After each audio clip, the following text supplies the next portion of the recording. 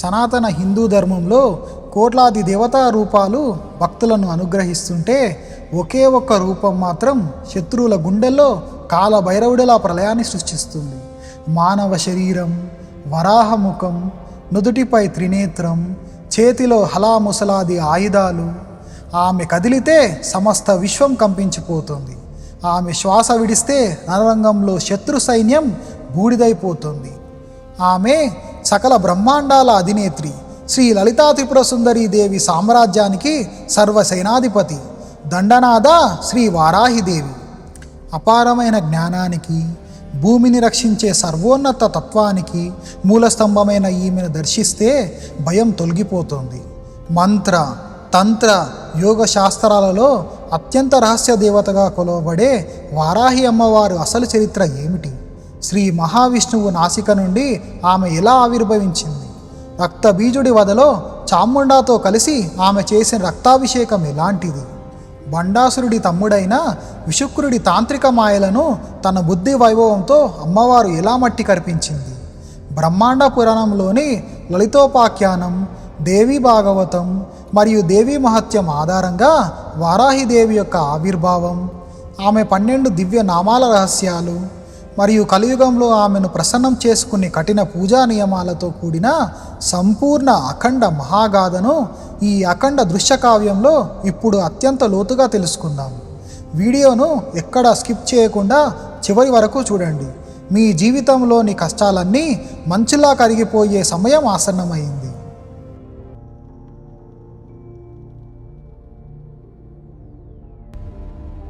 శ్రీ వారాహిదేవి ప్రళయకాల సూర్యుడిలా వెలిగిపోయే ఉగ్ర నేత్రాలతో దర్శనమిస్తుంది. లలితా త్రిపుర సుందరీ దేవి మహాసామ్రాజ్యానికి ఈమె దండనాయకి, అనగా సర్వసేనాధిపతి. సాధారణంగా దైవ స్వరూపాలు శాంతంగా లేదా పూర్తిగా మనుషుల రూపంలో ఉంటాయి. కానీ వారాహి అమ్మవారు జంతుముఖంతో కనిపించడం వెనుక ఒక గొప్ప సృష్టి రహస్యం దాగి ఉంది. వరాహముఖం అనేది కేవలం ఒక రూపం కాదు, అది అపారమైన జ్ఞానానికి, భూమిని రక్షించే సర్వోత్తమ తత్వానికి, ప్రకృతి మూలస్తంభమైన ప్రతీక. శ్రీ విద్యా ఉపాసనలో ఈమెను లలితాదేవి యొక్క మనోశక్తిగా, అహంకార నివారిణిగా పూజిస్తారు. దేవీ భాగవతం మరియు విష్ణు పురాణాల ప్రకారం వారాహిదేవి యొక్క మొట్టమొదటి ఆవిర్భావం హిరణ్యాక్షుడి వధతో ముడిపడి ఉంది. కృతయుగంలో హిరణ్యాక్షుడు అనే రాక్షసుడు బ్రహ్మదేవుడి వరగర్వంతో విశ్వమంతటా కల్లోలం సృష్టించి సమస్త జీవకోటికి ఆధారమైన భూదేవిని చాపలా చుట్టేసి పాతాళలోకంలో అనగా సముద్ర గర్భంలో దాచేస్తాడు. అప్పుడు బ్రహ్మదేవుడి నాసిక అనగా ముక్కు నుండి ఒక చిన్న వరాహ శిశువు ఉద్భవించి క్షణాల్లో ఆకాశమంత మహావరాహ రూపంగా మారుతుంది. ఇది శ్రీ మహావిష్ణువి 3వ అవతారం. వరాహస్వామి పాతాళానికి వెళ్ళి హిరణ్యాక్షుడిని గదతో వధించి తన కొరల మీద భూదేవిని మోస్తూ సముద్రం నుండి పైకి వస్తాడు. ఈ మహాయజ్ఞం జరుగుతున్న సమయంలో సృష్టిని రక్షించాలనే మహావిష్ణువు సంకల్పం నుండి ఒక ప్రచండమైన స్త్రీశక్తి ఉద్భవించింది. ఆ శక్తే శ్రీ వారాహిదేవి. వరాహస్వామి యొక్క సకల శక్తులు, ఆయుధాలు, పరాక్రమం ఈమెలో మూర్తిభవించి ఉన్నాయి.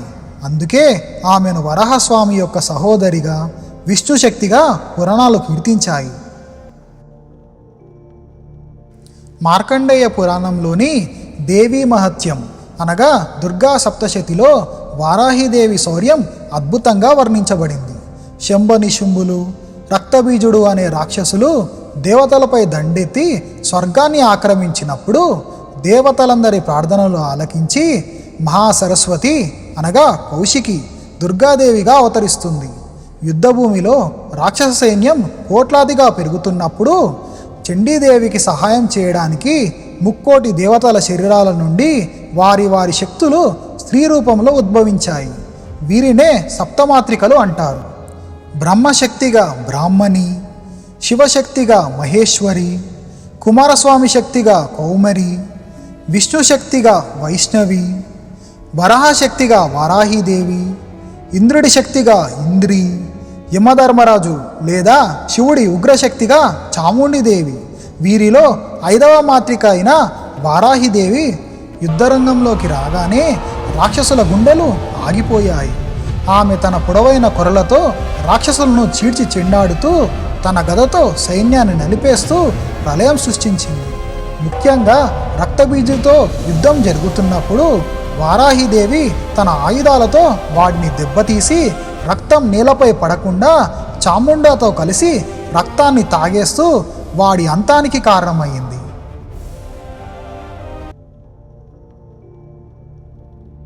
బ్రహ్మాండ పురాణంలో వారాహిదేవి గురించి అత్యంత సుదీర్ఘమైన వివరణాత్మకమైన గాథ ఉంది. మన్మధుడి బూడిద నుండి జన్మించిన బండాసురుడనే రాక్షసుడు శివుడిని మెప్పించి శతాబ్దాల పాటు తిరుగులేని రాజ్యాన్ని ఏలుతాడు. దేవతలను వేధించడం ప్రారంభిస్తాడు. దేవతల రక్షణ కోసం దేవేంద్రుడు చేసిన మహాయాగాగ్ని నుండి సకల బ్రహ్మాండాల అధిపతి అయిన శ్రీ లలితా త్రిపుర సుందరీ దేవి ఆవిర్భవిస్తుంది. లలితాదేవి బండాసురుడిపై యుద్ధం ప్రకటించినప్పుడు ఆమె తన సైన్యాన్ని రెండుగా విభజించింది. తన మంత్రిగా, ఆలోచనా శక్తిగా రాజశ్యామలాదేవిని అనగా మాతాంగిదేవిని నియమించింది. తన సర్వ సైన్యానికి మహాసేనాధిపతిగా, కార్యనిర్వాహక శక్తిగా శ్రీ వారాహిదేవిని నియమించి దండనాథ అనే బిరుదును ఆమెకు ఇచ్చింది. లలితాదేవి సామ్రాజ్యంలో వారాహి అమ్మవారు అనుమతి లేనిదే ఏ శక్తి కదలదు. యుద్ధానికి బయలుదేరేటప్పుడు వారాహిదేవి అధిరోహించే రథం గురించి పురాణాలు రోమాంచితమైన వివరాలు ఇచ్చాయి. ఆమె రథం పేరు కిరిచక్ర రథం లేదా క్రోడచక్ర రథం. ఈ రథం 5 అంతస్తులుగా పర్వతమంత పరిమాణంలో ఉంటుంది. ఈ రథానికి గుర్రాలు లేదా ఏనుగులు ఉండవు. దానికి బదులుగా వేల సంఖ్యలో సింహాలు, శరభాలు అనగా పురాణ పక్షులు మరియు ప్రచండమైన అడవి పందులు అనగా వరాహాలు కట్టబడి ఉంటాయి. రథం కదులుతుంటే వచ్చే శబ్దానికి భూమి ఆకాశం కంపించిపోతాయి. వారాహిదేవి ఆ రథంపై కూర్చొని తన 8 చేతులతో ఆయుధాలు పట్టుకొని సైన్యాన్ని నడిపిస్తుంటే లలితాదేవి స్వయంగా చక్రరథంపై ఆమె వెనుక వస్తుంది. అంటే దేవి సైన్యానికి ముందుండి దారి చూపే రక్షణ కవచం వారాహిదేవి. బండాసురుడితో యుద్ధం జరుగుతున్నప్పుడు రాక్షస పక్షాన ఉన్న పరమ బుద్ధిమంతుడు బండాసురుడి తమ్ముడైన విశుక్రుడు ఒక కుతంత్రం పన్నుతాడు. వారాహిదేవి నడిపిస్తున్న దేవతా సైన్యం ఎంతకు లొంగకపోవడంతో వాడు అర్ధరాత్రి వేళ మాయాశక్తులతో జయ విఘ్న యంత్రం అనే ఒక భయంకరమైన తాంత్రిక యంత్రాన్ని తయారు చేసి దేవతల సైన్యం ఉన్న శిబిరం మధ్యలో పాతిపెడతాడు. ఆ యంత్రం యొక్క దుష్ప్రభావం వల్ల మరుసటి రోజు ఉదయానికి దేవతల సైన్యమంతా శక్తి కోల్పోతుంది. తీవ్రమైన బద్ధకం, నిరాశ, ఒకరిపై ఒకరికి కోపం రావడం మొదలవుతుంది. దేవతావీరులు ఆయుధాలు కింద పడేసి నిద్రపోతూ ఉంటారు. ఈ విషయాన్ని గమనించిన వారాహిదేవి తన దివ్య దృష్టితో ఆలోచించింది. ఇది ఆయుధాలతో చేసే యుద్ధం కాదు, కుతంత్రంతో చేసిన మాయ అని గ్రహించింది. ఆమె రథం దిగి సైన్యమంతా వెతికి భూమి అడుగున దాచిన ఆ విఘ్న యంత్రాన్ని తన నాగలితో అనగా హలంతో బయటికి లాగి తన రోకలితో ముక్కలు ముక్కలుగా పటాపంచలు చేసింది. యంత్రం ధ్వంసం కాగానే దేవతలంతా మళ్ళీ పూర్వశక్తిని పొంది యుద్ధానికి సిద్ధమయ్యారు. యంత్రం ధ్వంసం కావడంతో ఆగ్రహించిన విశుక్రుడు నేరుగా వారాహిదేవితో యుద్ధానికి వస్తాడు. ఆ యుద్ధం శతాబ్దాల పాటు జరిగినట్లు పురాణాలు వర్ణించాయి. విశుక్రుడు అనేక మాయా అస్త్రాలను ఉపయోగిస్తాడు. వాడు చీకటిని సృష్టిస్తే వారాహిదేవి తన లలాట నేత్రం అనగా నుదుటి కన్ను నుండి కాంతిని ప్రసరింపజేస్తుంది. వాడు రాక్షస ముఖలను సృష్టిస్తే ఆమె తన శ్వాస నుండి వేలాది ఉగ్ర వరాహాలను సృష్టించి వారిని తినిపిస్తుంది. చివరకు వారాహిదేవి తన నాగలితో విశుక్రుణ్ణి బంధించి తన రోకలితో వాడి రొమ్మును బలంగా బాది చివరగా తన చేతిలోని గదతో వాడి తలని 1000 ముక్కలుగా చేసి వధిస్తుంది. ఈ వధతో బండాసురుడి సగం బలం నశిస్తుంది. లలితాదేవి విజయానికి వారాహిదేవి చేసిన ఈ వధే పునాది. వారాహిదేవి అష్టభుజాలతో 8 చేతులతో దర్శనమిస్తుంది. ప్రతి ఆయుధం వెనుక మానవ జీవితానికి సంబంధించిన ఒక లోతైన ఆధ్యాత్మిక రహస్యం ఉంది. నాగలి అనగా అలం, ఇది కేవలం రాక్షసులను చంపడానికి కాదు, భక్తుడి మనసు అనే అడవిని దున్ని అందులో ఉన్న కామ, క్రోధ, లోభాలనే పిచ్చి ముక్కలను వేళ్లతో సహా పెకలించి జ్ఞానమనే విత్తనాన్ని నాటడానికి సంకేతం. రోకలి అనగా ముసలం మనిషిలో ఉండే అహంకారాన్ని, మమకారాన్ని నలిపి పిండి చేయడానికి ఈ రోకలిని వాడుతుంది. పాశం అనగా త్రాడు చంచలంగా పరిగెత్తే భక్తుడి మనసును దేవుడి వైపు మరలించడానికి ఉపయోగించే త్రాడు. అంకుశం ఏనుగును అదుపు చేసినట్టు మనిషిలోని ఇంద్రియాలను, కోరికలను అదుపులో ఉంచే ఆయుధం. శంఖం మరియు చక్రం కాలచక్రానికి, బ్రహ్మాండ నాదానికి సంకేతాలు. విష్ణు అంశం. గద అధర్మాన్ని అణిచివేసే శక్తి. అభయముద్ర నన్ను నమ్మిన వారికి ఏ శత్రువు వల్ల భయం లేదు అని అభయమిచ్చే చెయ్యి. శ్రీ విద్యా ఉపాసనలో మరియు దేవీ ఆరాధనలో వారాహిదేవిని అత్యంత రహస్య దేవతగా చూస్తారు. ఈమె ఆజ్ఞాచక్రానికి అధినేత, అనగా 2 కనుబొమ్మల మధ్యల స్థానం అన్నమాట. మన శరీరంలోని కుండలిని శక్తిని మూలాధారం నుండి సహస్రానికి తీసుకెళ్లే ప్రయాణంలో వారాహిదేవి అనుగ్రహం చాలా అవసరం. మంత్రశాస్త్రం ప్రకారం వారాహిదేవిని రాత్రి దేవత అంటారు. సూర్యాస్తమయం తరువాత లేదా అర్ధరాత్రి వేళలో ఆమెను ఆరాధిస్తే ఫలితాలు చాలా వేగంగా ఉంటాయి. జీవితంలో ఎంతటి కటిక దరిద్రంలో ఉన్నా, కోర్టు సమస్యలు ఉన్నా, శత్రువులు ప్రాణాల మీదకు వస్తున్నా వారాహి మంత్రాన్ని జపిస్తే ఆ సమస్యలన్నీ క్షణంలో మంచులా కరిగిపోతాయి. లలితోపాఖ్యానం ప్రకారం వారాహిదేవిని కేవలం ఈ 12 పేర్లతో స్మరిస్తేనే సకల దిష్టి, నరదృష్టి, శత్రుబాధలు తొలగిపోతాయి. ఆ 12 నామాలు మరియు వాటి అర్థాలు. పంచమి సప్త మాతృకలలో 5వ దేవత. దండనాథ సకల సృష్టి సైన్యానికి అధిపతి. సంకేత మంత్రాల ద్వారా మాత్రమే లభించే రహస్య స్వరూపం. సమయేశ్వరి సాధకుడి సమయాన్ని, అంతరంగాన్ని పాలించేది. సమయ సంకేత అంతర్గత యోగాభ్యాసానికి మార్గం చూపేది. వారాహి వరాహరూపిణి. పోత్రిని వరాహం లాంటి బలమైన కోరలు కలిగినది. శివ మంగళాన్ని ప్రసాదించే శివశక్తి. వాతాలి వాయువేగంతో భక్తులను రక్షించడానికి వచ్చేది. మహాసేన అజేయమైన సైన్యం కలది. ఆజ్ఞాచక్రేశ్వరి మానవ శరీరంలోని ఆజ్ఞాచక్రాన్ని నియంత్రించేది. అరిగ్ని శత్రువులను సమూలంగా నాశనం చేసేది. కలియుగంలో వారాహిదేవి ప్రత్యక్ష దైవం.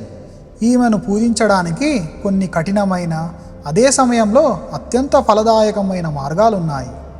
రాహుకాల పూజ. బుధవారం లేదా శుక్రవారం రాహుకాల సమయంలో వారాహిదేవికి దీపం వెలిగిస్తే శత్రువుల కుట్రలు భగ్నమవుతాయి. ప్రియమైన నైవేద్యాలు. అమ్మవారికి ఉగ్రరూపం ఉన్నందున దుంపలు అనగా భూమి లోపల పండే కందగడ్డ, బంగాళదుంప, ఉల్లిపాయలు, వెల్లుల్లి లేని పులిహోర, దానిమ్మ పండ్లు ఎంతో ఇష్టం. ముఖ్యంగా మిరియాల అన్నం, ముడి మిరియాలు వేసిన అన్నం లేదా బెల్లం కలిపిన పానకం. పెసరపప్పు నైవేద్యంగా పెడితే ఆ దేవి శాంతించి కోరిన వరాలు ఇస్తుంది. ఆషాఢగుప్త నవరాత్రులు. ప్రతి సంవత్సరం ఆషాఢ మాసంలో వచ్చే నవరాత్రులను వారాహి నవరాత్రులు అంటారు. ఈ 9 రోజులు అమ్మవారిని పూజించిన వారికి జీవితంలో వెనక్కి తిరిగి చూసుకోవాల్సిన అవసరం రాదు. చూడడానికి భయంకరమైన వరాహముఖం, చేతుల్లో ప్రళయకాల ఆయుధాలు ఉన్నప్పటికీ వారాహిదేవి తన భక్తుల పట్ల కన్న తల్లి కంటే మిన్నగా కరుణ చూపిస్తుంది. లోకంలో బిడ్డకు ఒక ఆపద వస్తే తల్లి ఎలా పరిగెత్తుకుంటూ వస్తుందో, కలియుగంలో తనను నమ్మిన సాధకుడికి ఒక్క కష్టం వచ్చినా వారాహి అమ్మవారు వాయువేగంతో దూసుకు వచ్చి తన నాగలితో ఆ కష్టాన్ని సమూలంగా పెకిలించి వేస్తుంది. జీవితంలో ఎంతటి కటిక దరిద్రంలో ఉన్నా, కోర్టు సమస్యలు వేధిస్తున్నా, చివరకు శత్రువులు ప్రాణాల మీదకు వస్తున్నా, ఎవరైతే అమ్మవారి 12 దివ్య నామాలు స్మరిస్తూ ఆషాఢగుప్త నవరాత్రులలో లేదా రాహుకాల సమయంలో భక్తితో దీపం వెలిగిస్తారో వారికి వారాహిదేవి అభయహస్తం ఎల్లప్పుడూ తోడుంటుంది. శత్రు నాశనానికి, అపారమైన ఐశ్వర్యానికి, ఆత్మవిశ్వాసానికి మరియు మోక్ష మార్గానికి వారాహిదేవి ఆరాధన ఈ కలియుగంలో ఒక కల్పవృక్షం. దండనాథ వారాహిదేవి కృప కటాక్షాలు మీపై మీ కుటుంబంపై ఎల్లప్పుడూ ఉండాలని మనస్ఫూర్తిగా కోరుకుంటూ ఈ సంపూర్ణ మహాచరిత్ర మీకు నచ్చినట్లయితే కామెంట్స్ బాక్స్లో ఓం శ్రీ వారాహిదేవియై నమః అని రాసి ఈ పవిత్రమైన వీడియోను మీ వారందరికీ షేర్ చేయండి. ఇలాంటి మరిన్ని ఆధ్యాత్మిక పౌరాణిక రహస్యాల కోసం మన ఛానల్ని ఇప్పుడే సబ్స్క్రైబ్ చేసుకోండి. శరణాగత దీనార్థ పరిత్రాణపరాయణే సర్వస్యార్థి హరే దేవి నారాయణీ నమోస్తుతే.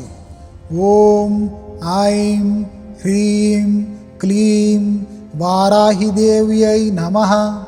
ఓం దండనాదాయై నమః. స్వస్తి.